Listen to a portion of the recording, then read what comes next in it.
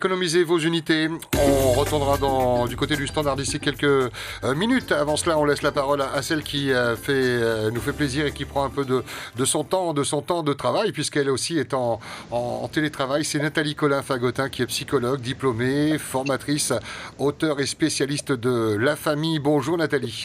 Yorana Tote. Bonjour. Merci de nous laisser rentrer alors, je ne sais pas si c'est votre salon, votre bureau. En tout cas, on est ravis de vous accueillir parce que vous aidez franchement nos familles qui sont à l'écoute et puis qui ont vraiment besoin d'avoir des outils, de l'aide pour cette nouveauté de confinement où forcément le stress apparaît, l'anxiété à la maison, donc confiné. Et la question est très claire, c'est comment éviter de transmettre cette anxiété, ce stress aux enfants présents au domicile.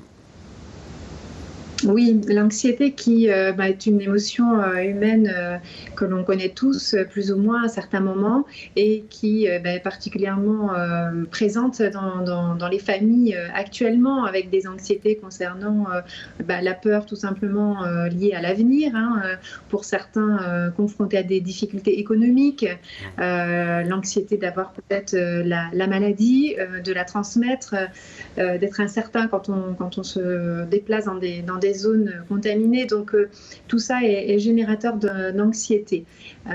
Les enfants sont moins armés que nous, les adultes, à faire face en fait à cette anxiété. Donc c'est important même si elle existe, on ne peut pas l'ignorer, c'est sûr, mais on peut mettre en place certaines choses, certaines techniques qui vont permettre d'éviter que les enfants ne soient trop touchés par l'anxiété des grandes personnes qui les entourent, notamment quand ils n'ont pas l'âge justement de pouvoir faire face à cette anxiété. Alors avant d'expliquer quels sont les outils que vous allez nous proposer à nous parents, est-ce qu'on peut dire qu'un enfant est comme une éponge, il perçoit assez rapidement qu'un parent est anxieux, qu'il ne va pas bien, ou c'est facile de pouvoir lui cacher, et c'est là où on arrive au conseil que vous allez donner?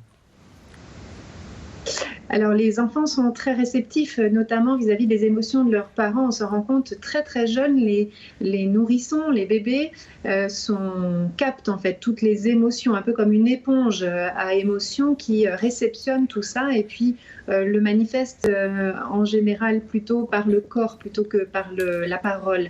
Donc les enfants c'est difficile quand on est parent de cacher complètement cette anxiété parce qu'elle se diffuse, on l'exprime parfois sans s'en rendre compte.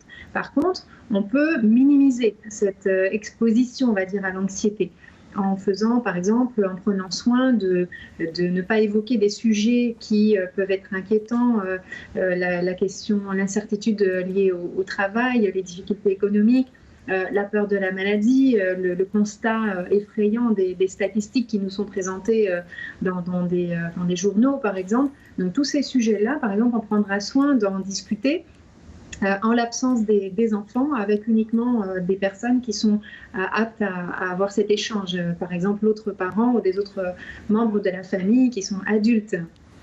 On peut aussi, avec les enfants, prendre soin quand nous sommes nous-mêmes atteints par l'anxiété, tout simplement l'admettre et expliquer. Voilà, tu vois, je me suis inquiétée pour ça.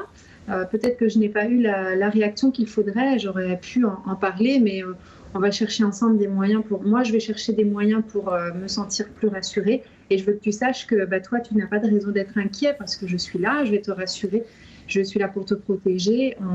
Ou bien si tu te sens inquiet, sache que voilà, tu vois, on peut en parler. Parce que dans très peu de familles, finalement, on se rend compte qu'il y a un langage autour des émotions. Les émotions, on les ressent, on les vit, on les exprime comme on peut, mais on n'a pas forcément été éduqué à ça, en fait, à prendre en considération les émotions et à se parler de ça. Les émotions, avouer son anxiété, c'est ce que vous disiez. Alors c'est plus facile d'établir le dialogue, d'avouer ses anxiétés quand un enfant est près de l'âge de l'adolescence. Qu'en est-il quand il y a peut-être des mamans là, qui viennent de mettre au monde un bébé, qui vont vouloir le surprotéger de par cette actualité et de ce négatif qu'il y a autour du cocon familial? Est-ce qu'on s'adresse de la même façon à un bébé? Est-ce que lui peut ressentir les choses même s'il ne comprend pas encore la parole? Alors tout à fait, il est prouvé scientifiquement que les nourrissons perçoivent de manière très très forte et sans filtre toutes les sensations qu'il y a autour d'eux et en particulier qui proviennent de leurs parents et en particulier de leur maman dans le ventre de laquelle ils ont passé quand même 9 mois. Donc il y a vraiment une perméabilité en fait entre les émotions de la maman et les ressentis du bébé. Donc ce que je pourrais juste recommander, c'est peut-être justement aux mamans de se préserver elles-mêmes de toute source d'anxiété qu'elles peuvent éviter, de toutes les situations qui pourraient potentiellement être anxieuses pour elles, et bien, les éviter au maximum parce que, comme on disait tout à l'heure, c'est compliqué de s'empêcher d'être anxieux et comme le nourrisson va capter, quoi qu'il en soit, les émotions de la maman, ça va se traduire par des comportements, par des cris, par un malaise chez le bébé, par exemple. Donc, le meilleur moyen, c'est que la maman se protège et trouve elle-même des moyens d'être rassurée, d'être la plus sereine possible malgré le contexte, pour qu'elle soit en mesure de transmettre en quelque sorte ce sentiment de sécurité. Une sécurité affective qui est essentielle pour le bébé dans les premiers mois de sa vie et bien après, pour pouvoir se développer convenablement. J'imagine. Merci en tout cas pour ces conseils précieux. J'imagine que le sommeil a son importance aussi. Il faut marquer ce temps de repos, quelque part d'avoir une relaxation naturelle, de mettre le corps au repos, d'où l'importance de faire des bonnes nuits, et pourquoi pas faire des siestes également la journée. Alors, tout à fait, il y a beaucoup d'autres choses à dire. L'importance, bien sûr, du sommeil, mais attention, un sommeil régulier de préférence et non pas découpé par exemple, de très longues siestes en après-midi qui vont juste déprogrammer en quelque sorte notre rythme de sommeil et rendre la nuit un peu plus compliquée. Donc, un temps suffisant de sommeil, des siestes ou des micro-siestes de préférence dans la journée, des temps de répit aussi, de pause où on va faire des choses pour nous aérer l'esprit, pour nous distraire, pour ne pas être complètement immergé et submergé par nos préoccupations.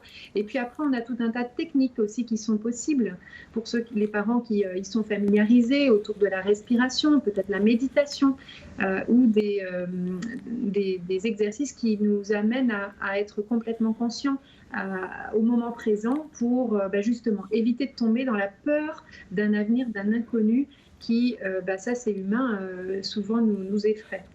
En parler de l'anxiété à quelqu'un qui est extérieur au foyer peut faire du bien également, d'appeler une spécialiste, en l'occurrence vous, ou un membre de la famille à qui on peut se confier. Ça peut apporter également un plus pour lutter contre l'anxiété, en tout cas pouvoir la gérer. Bien sûr, l'expression et la parole est un remède très précieux quand il s'agit des émotions et extérioriser, déposer en quelque sorte cette anxiété à l'extérieur du domicile avec un professionnel qui va savoir quoi en faire, bien sûr, parce que c'est un métier. Donc, demander de l'aide quand on en a besoin, c'est très important, d'autant que l'anxiété, c'est la base, on va dire, la plus simple, la plus basique de notre émotion, mais ça peut devenir pour certains de la panique, voire des crises qui peuvent amener à faire des cauchemars, à ne pas réussir à bien dormir, à se sentir stressé, à parfois nous envahir à tel point qu'on n'arrive plus du tout à se détendre. Donc quand on en arrive à ce que l'anxiété nous échappe, à ce qu'on n'arrive plus à la maîtriser et à la contrôler, à ce moment-là, c'est important d'avoir l'humilité de pouvoir demander de l'aide, et je pense qu'on en a tous besoin un jour ou l'autre. Maruru, merci beaucoup. On va souhaiter un bon courage à toutes les familles qui nous écoutent, qui se sentent concernées par ce sujet de l'anxiété transmise ou pas aux enfants. Merci à vous, Nathalie Collin-Fagotin. On vous souhaite une belle journée en télétravail. On retrouve votre univers sur votre site internet qui s'est affiché en bas de l'écran pour ceux qui nous regardent en Facebook Live et en télé. familipsy.com, également la page Facebook.